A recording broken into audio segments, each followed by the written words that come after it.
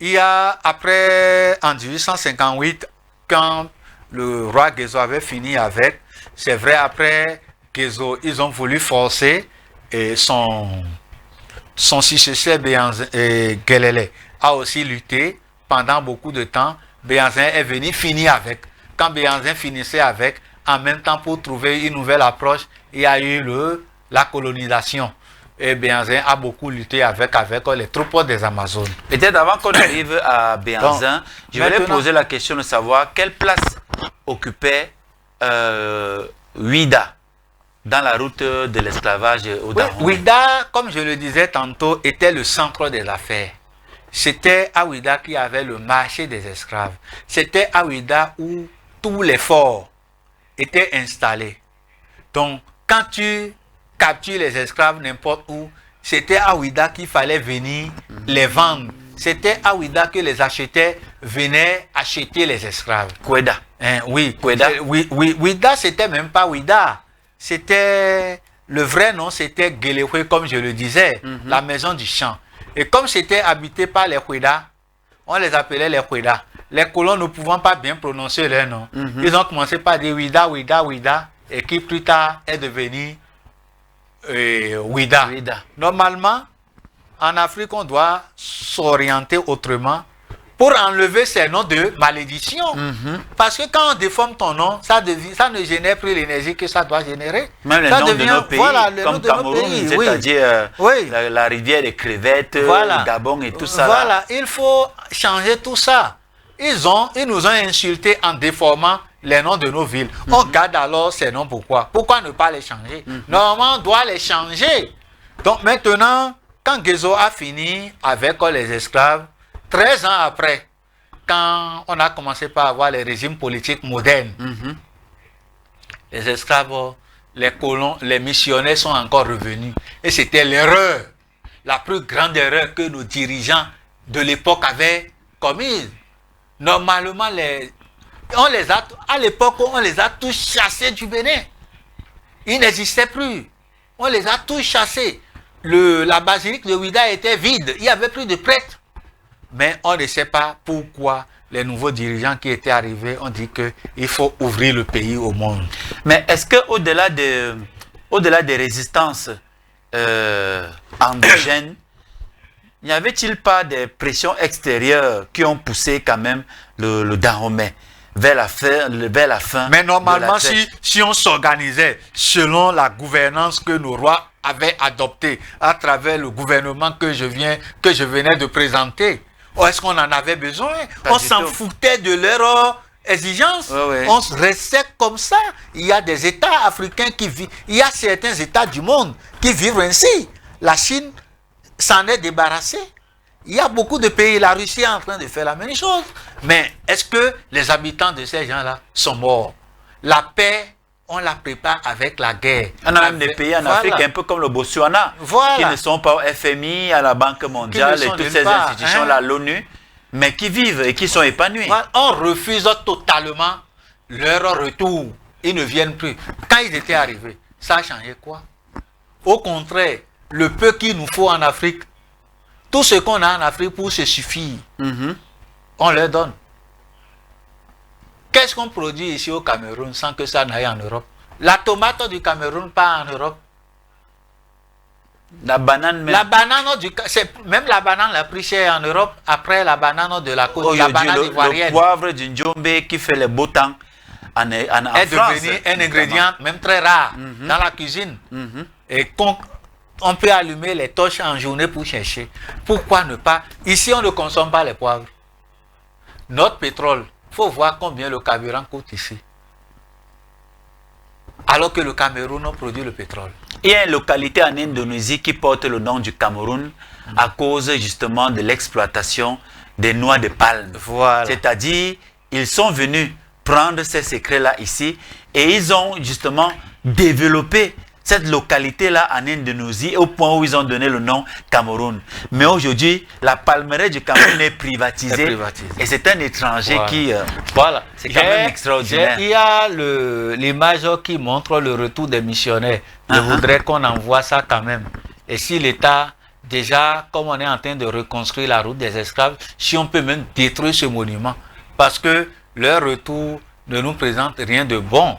Il y a un endroit où il y a la croix au milieu de la carte du Bénin. Ah, d'accord, Oui, effectivement. Est-ce qu'il peut nous envoyer ça à l'antenne? Mhm. D'accord, Voilà. Normalement, les places comme ça, on ne devrait plus les avoir parce que cette place, là, c'est pas cet endroit que le bateau des missionnaires qui étaient revenus 13 ans après l'abolition de l'esclavage ont passé. Et c'est ça c'est leur arrivée encore qui a facilité la colonisation avec le souverain Béhanzin. Parce qu'il faut dire qu'entre la fin de la traite négrière, au début de la colonisation, il n'y a pas beaucoup de temps. Il n'y avait pas beaucoup de temps. Donc quand ils étaient venus, ils ont commencé par encore réactualiser leurs églises, évangéliser les gens pour qu'on puisse accepter cette tendance. Ce qui veut dire que tout ce qu'ils nous ont fait, que ce soit l'esclavage ou bien la colonisation, c'est à la base de l'église. Quand ils venaient pour l'esclavage, c'était à partir de la Bible, à partir des missionnaires. Quand ils revenaient aussi pour la colonisation, c'était toujours à partir des missionnaires. Et je ne vois pas que déjà avec ces preuves tangibles, ces preuves visibles, qu'on tout le monde peut toucher du bout des doigts, je ne comprends pourquoi les Africains continuent toujours d'aller dans ces endroits. Dans les églises tous les dimanches, je sais dire chrétiens, pour les gens qui avec beaucoup de fierté. Ça fait pitié, vraiment pitié, vraiment. Donc, il y a un monument que j'ai par rapport à ce que je dis, qui est là, où le monument de la liberté, ce que j'ai dit, si la régie peut nous envoyer ça à l'antenne, vous voyez, ce monument dit déjà tout. De l'autre côté, vous allez voir quelqu'un qui tend les deux bras en disant que nous sommes libres. C'est toujours sur la route des esclaves. Pour les gens qui ont reconstitué cette route, on s'y met ça pour dire que nous ne sommes pas libres. L'autre dit que nous sommes libres avec les deux mains ouvertes. Il y a le deuxième qui dit que nous ne sommes pas libres, ce n'est pas une liberté. Il y a une main tendue devant et l'autre main enchaînée derrière. Ce qui veut dire que aujourd'hui, jusqu'à ce jour, nous sommes toujours esclaves. Nous demeurons toujours dans l'esclavage. Et dans quel genre d'esclavage? L'esclavage mental à travers les églises, les religions, l'islam et tout ce que nous savons. Voilà. D'accord, Majesté, bientôt nous sortons.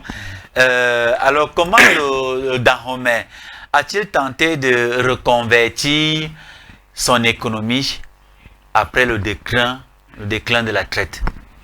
Bon, jusqu'à un niveau, on était resté, comme jusqu'à ce jour, j'allais dire.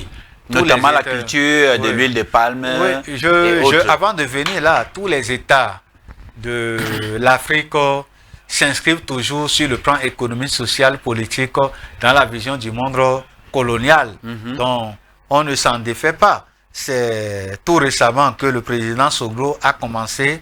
D'abord, après l'abolition, j'ai parlé du roi Guézo, qui a initié la culture du palmier à huile pour remplacer le commerce de l'esclavage. Et c'est ça que son successeur Guélélé a aussi fait dans les années 1858 à 1889. Après, Louis Béhanzin est toujours revenu en 1889 et qui a fait exactement la même chose, la promotion du palmier à huile. Et les gouvernants qui étaient venus ont créé la Sonicoque, Lucas et Lucas à l'époque, pour valoriser l'économie béninoise à partir de l'agriculture. Dans la vallée de l'Ouémé, il y a eu la Sonia à partir de la culture du riz, qui était malheureusement un projet étranger et qui a échoué dans le temps. Mais quand Sogro était arrivé, Sogro a compris que comme jusqu'à ce jour, on n'a pas assez de potentialité minière en sous-sol, il fallait faire recours à ce que nous avons, à ce que nous sommes, notre culture, notre spiritualité, notre tradition.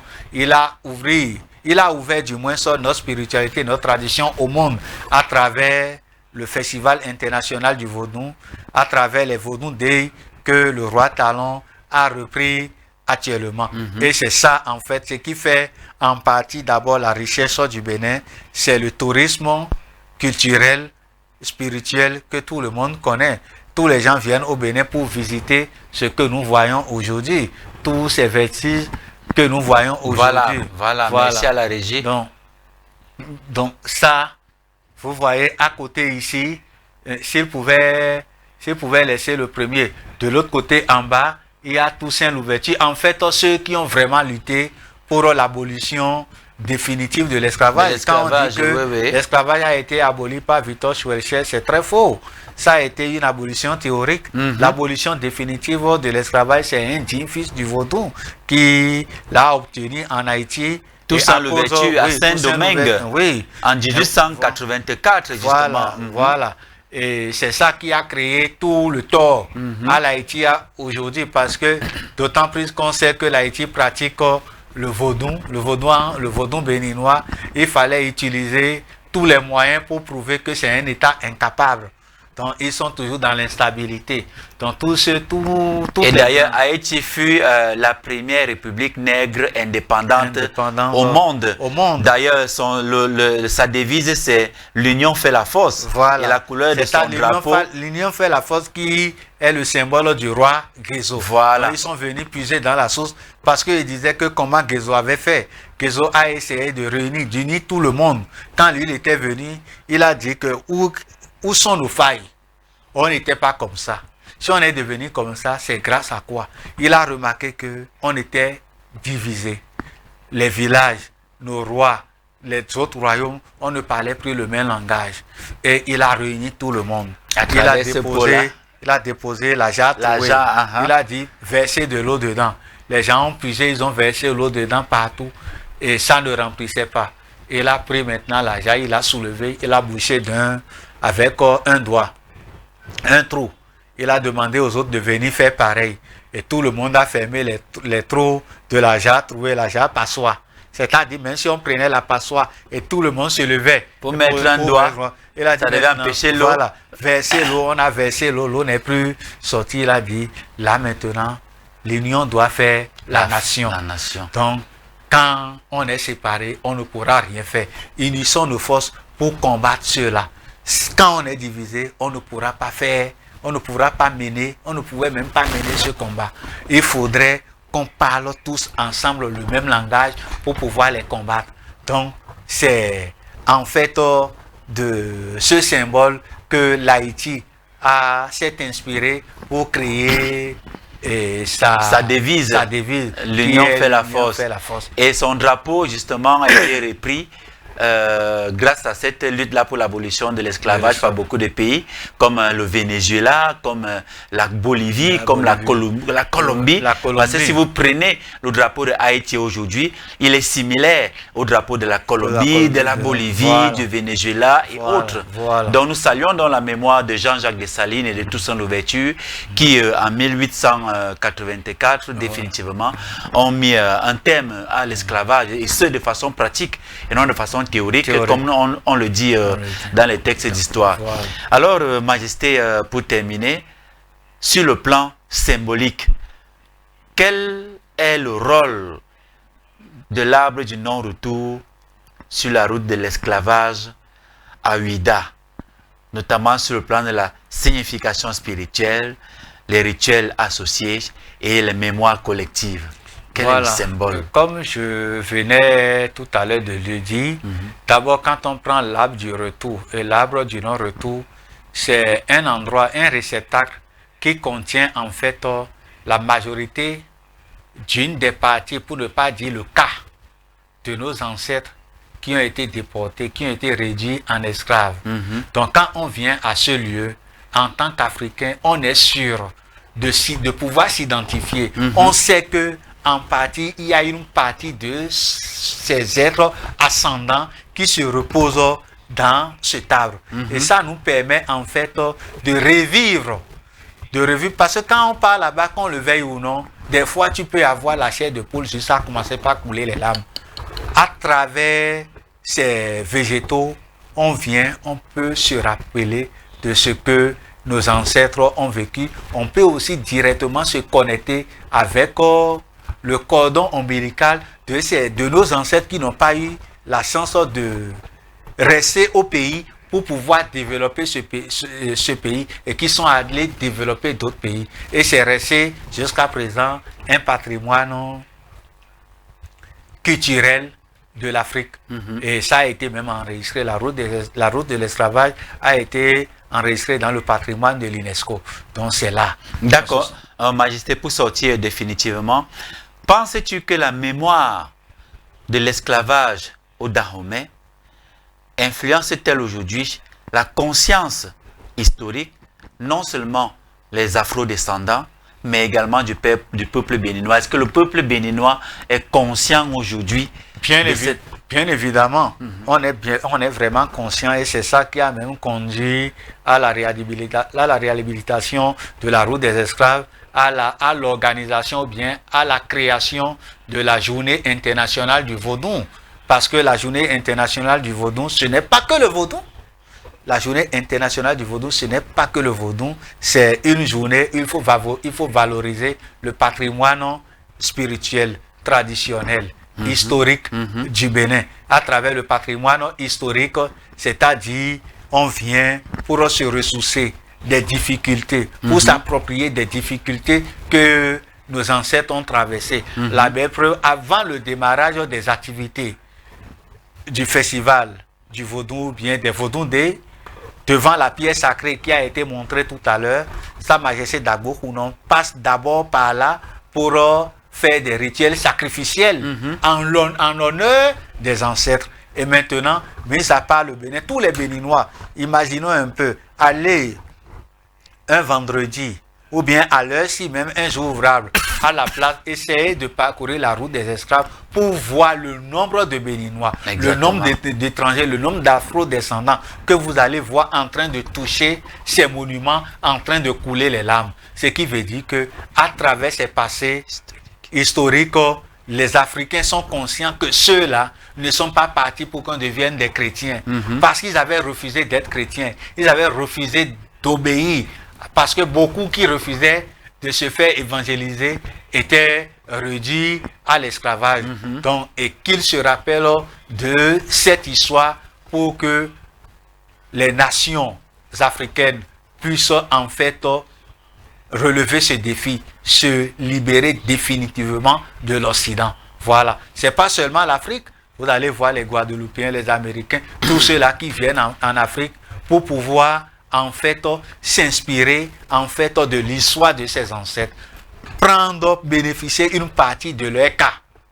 Parce que, qu'on le veuille ou non, nous pouvons dire valablement que leur cas a été vivifié, parce que c'est pour défendre les couleurs de ce pays qu'ils ont accepté de se sacrifier, avec tous les prix qui y sont associés, pour que la religion ne domine pas. Aujourd'hui, ça fait mal, et que tous les Africains deviennent des religieux à cause de ce que, malgré ce qui s'est passé. Et le 10 janvier désormais est célébré dans tout le monde entier. Nous avons vu le 10 janvier dernier, comment au Brésil, aux Caraïbes, aux États-Unis, un peu partout. Et c'est devenu un événement mondial. Même ceux qui nous ont fait ça viennent. Les Français, les Australiens, ils viennent jouer leur comédie. Quand on leur donne la parole, ils pleurent pour ce que leurs ancêtres nous ont fait. Merci infiniment, Majesté, pour cette agape historique que tu as servi sur la table de Kemet Télévision. Oui, les gens vont dire que, en tant que prêtre vaudou, pourquoi ils ne parlent pas que de la spiritualité, pas de l'histoire. Ce qui montre qu'en Afrique, les vrais prêtres doivent en fait s'approprier de leur histoire. Exactement. Parce que la spiritualité est associée à l'histoire, à la tradition, sans connaître son histoire. D'ailleurs, cette route des esclaves à laquelle j'ai participé, mais je connaissais d'abord l'histoire avant qu'on ne m'associe à cela.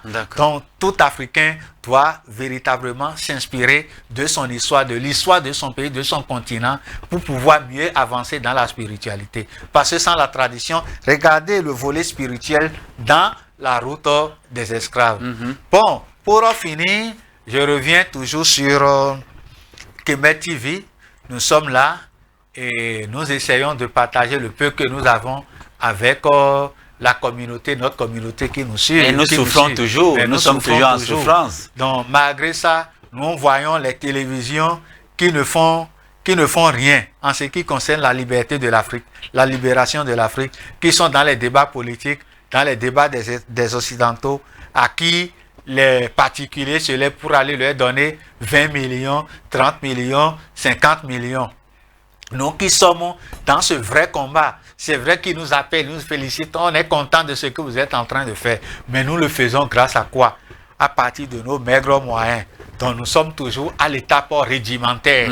Si vous voulez qu'on continue avec le travail que nous faisons, et déjà même les studios dans lesquels nous sommes, ceux qui ont pris part à ces studios ont remarqué que c'est un studio vraiment petit et qu'on a besoin d'un espace et d'aller loin, d'avoir même notre propre personne.